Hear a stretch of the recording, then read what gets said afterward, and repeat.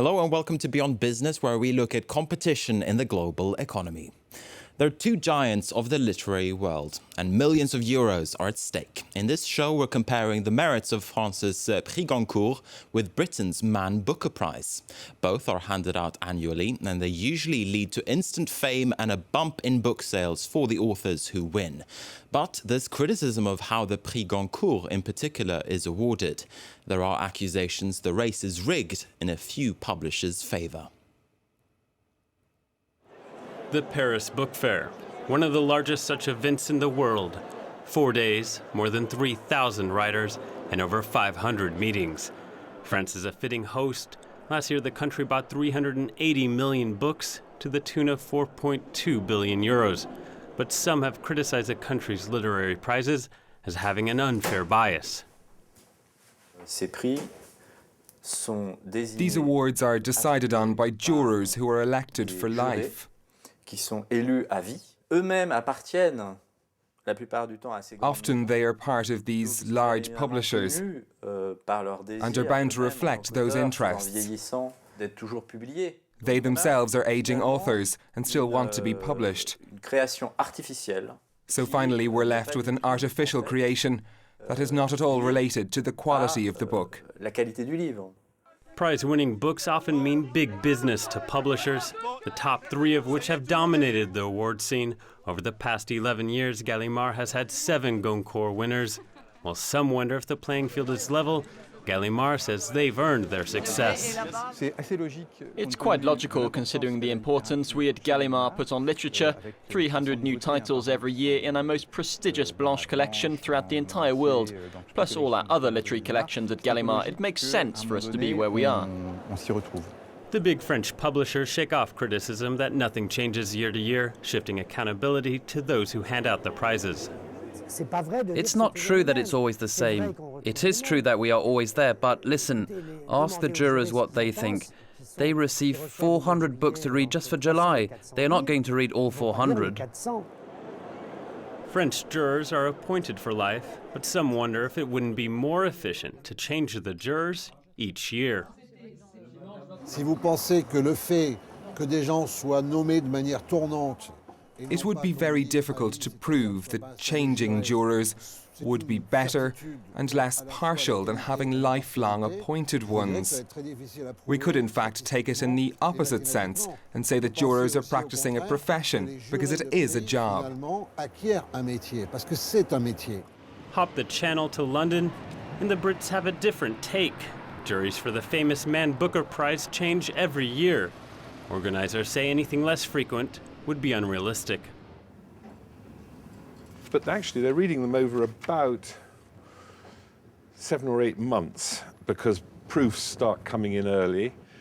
But that's still a very big task. And I find, therefore, that actually asking a group of judges to do it 1 year, it's probably too much to ask them to do it in 2 years running. So change is not only allowed, but encouraged, bringing in people from different walks of life. They're a mixture of people, and I always try and have somebody who comes from a different discipline altogether. The idea is that the jury is more open and dynamic. But some jurors have raised eyebrows, such as the former head of MI5, Britain's intelligence agency. Dame Stella Rimington is, of course, herself a published writer, so even though her background is not in publishing but in the security services, she nevertheless knows a good book when she sees one. Changing juries may have led to the parity on top. Over the past 11 years, no publisher has won the Man Booker more than twice. Okay, let's talk more about this now with Stephen Clark. He's the writer of a number of books that compare France with Britain, both fiction as well as non-fiction. You may have heard of A Year in the Murd, and his most recent book is called The Murd Factor. Welcome to the programme. Thanks. Now, what do you think? Is the race rigged in certain publishers' favour and certain writers' favour? I don't know about writers, but in publishers, it's true that in France, if you're a writer, if you say to someone, I write books, especially in Paris, their first question is, who publishes you?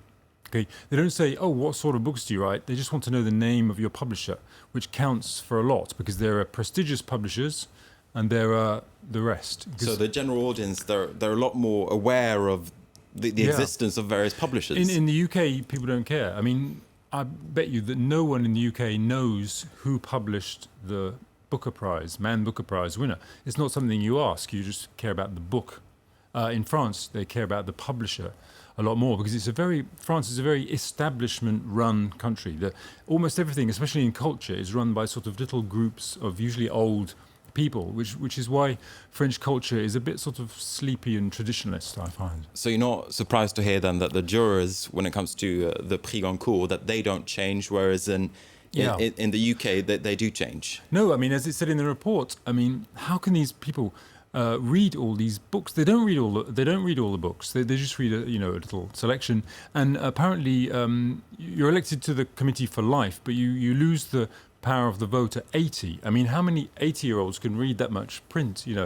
I can't believe that their judgment of books is anything but an old person's judgment. Even if they're very experienced, they have their judgment is a lot more sort of old-fashioned than the general doesn't public. That experience speak for something? We heard a clip there in this report. People saying, "Look, they're experienced. So what's the problem?" Oh, sure, they're experienced, but it would be just like having a sort of an aged rock and roll guitarist judging a modern music competition. They don't know the whole stretch of culture. They don't know anything about new writing, particularly.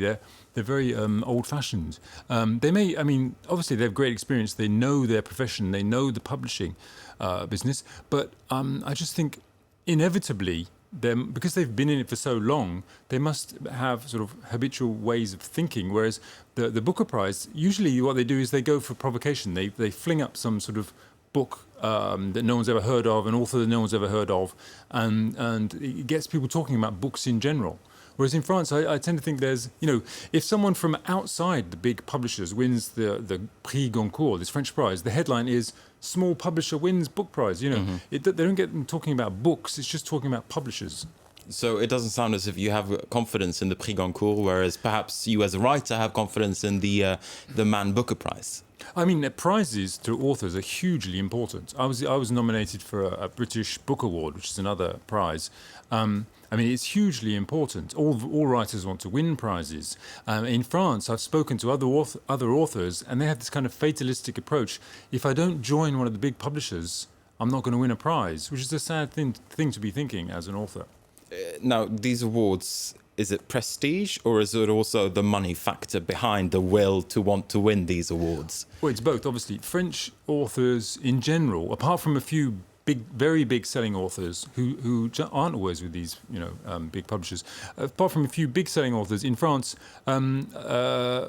book sales aren't that enormous unless you win a big prize. And so if they win the Prix Goncourt, they're set up for, they know they won't have to do anything else but write for at least 2 or 3 more books. So it's hugely important to them. People say that in France, book sales aren't that massive. So people will maybe buy the books that have won the big prizes and no others.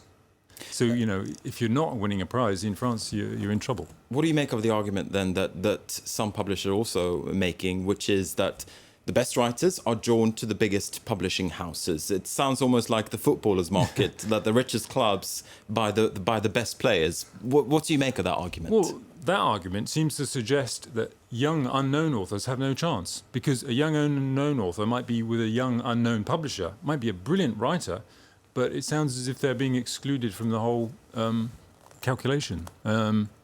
Maybe, well-established authors will go to big publishers, but what about all the new young writers? Do they stand a chance, though, in this current climate? Almost no chance, I think, of winning. It's going to stay, it's going to stay an establishment thing.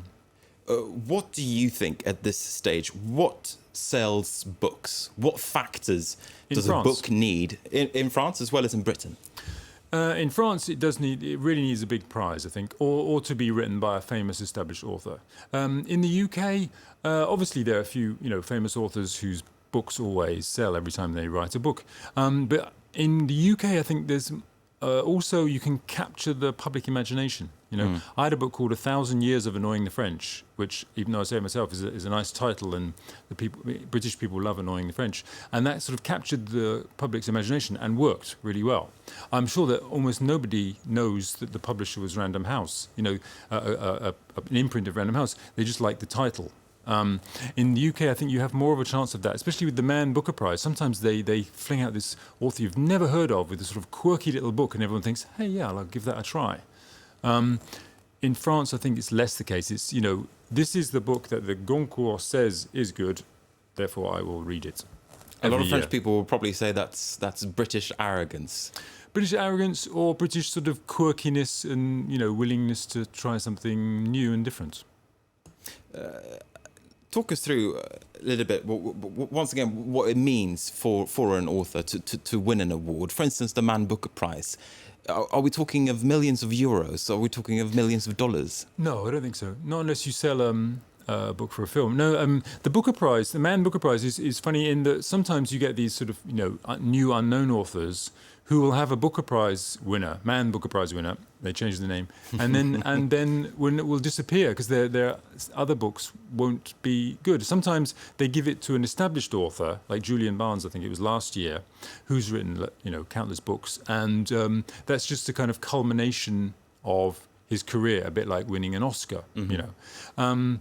So it won't mean millions. It means good sales. In France, it means huge sales proportional to what they would have got.